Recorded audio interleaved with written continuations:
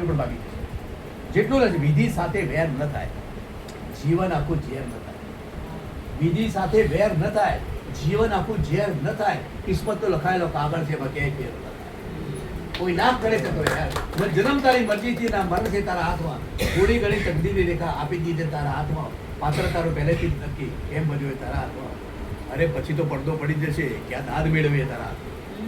વાહ વાહ વાહ. પછી તો પડદો પડી જશે, ક્યાં દાદ મેળવીએ તારા હાથમાં. અરે ભરી ભરીને કેટલું ભરી સાવ તારા નાનકડા ભરીને કેટલું ભરી સાવ તારા નાનકડા હાથમાં. અને જગ જીત્યા પછી શું રહ્યું? બળ શું રહેશે તારા હાથમાં?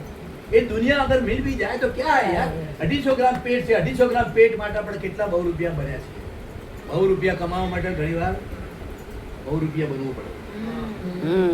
એટલા માટે જે રૂપ છે ધારણ કરી બેઠા છે, રૂપિયા તો ઈશ્વરે આપ્યા તો ઘણી તિજોરીમાં મૂકી દેતા હો ને તો તમે ચોકીદાર બની શકો, માલિક ન બની શકો. માલિક માટે ખર્ચ કરો. જ્યારે ખર્ચાય છે કોઈ વસ્તુ તમારા ખિસ્સામાંથી બીજાના ખિસ્સામાં રૂપિયો છે તો મારા ખિસ્સામાં 500 ની નોટ છે કે 1000 ની નોટ છે કે 2000 ની નોટ છે, પણ જ્યાં સુધી ખિસ્સામાં છે ત્યાં સુધી રદ્દી કાગળ છે.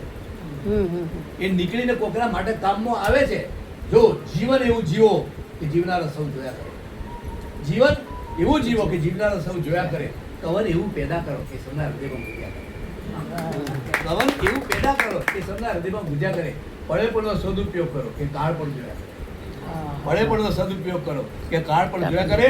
તું હસતો હસતો જાય દુનિયા આખી રોયા કરે એમ ધડ ધડ નીકળી પડે.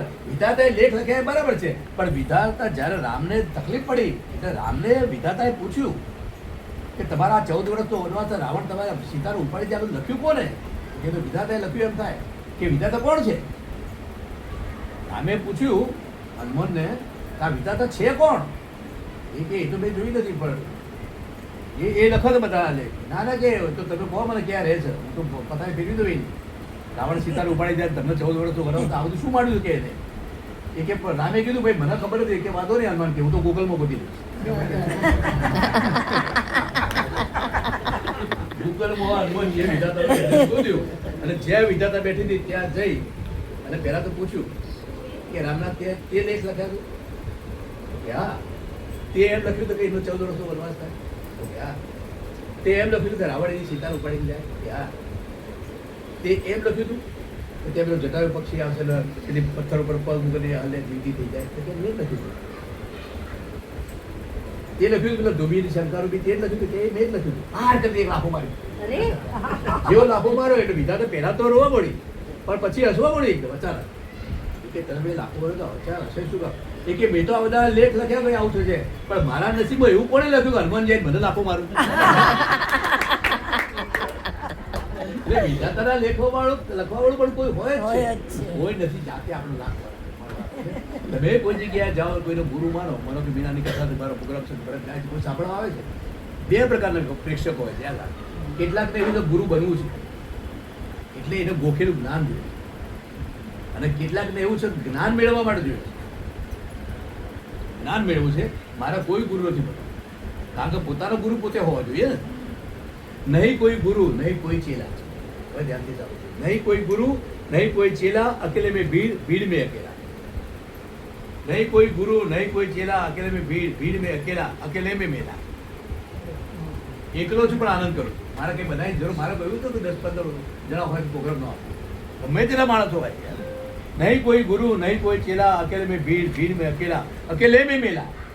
और तू कितना भी संग चल मेरे साथ मेरे दोस्त, लेकिन गौर से सोच तो तू भी अकेला, तू भी अकेला, मैं भी अकेला. भाई भतीजा कुटुंब कबीला ए है तन मन का मेला. भाई भतीजा कुटुंब कबीला ए तन मन का मेला. अंत काल को चला अकेला, अंत काल को चला अकेला. कौन है तेरा साहब दादा, झूठा है ये सकल जमाना. झूठी माया झूठी काया, झूठ में बुरा जीवन गवाया. जो खोना था वो पाया और जो पाना था वो खोया. कौन है पृथ्वी पे जो रात को चैन की नींद सोया. हमने भी 72 साल की आजादी में बापू खोया और लालू पाया. લાલુ પાયા. જ્યારે કોરોના હતો ને, કોરોના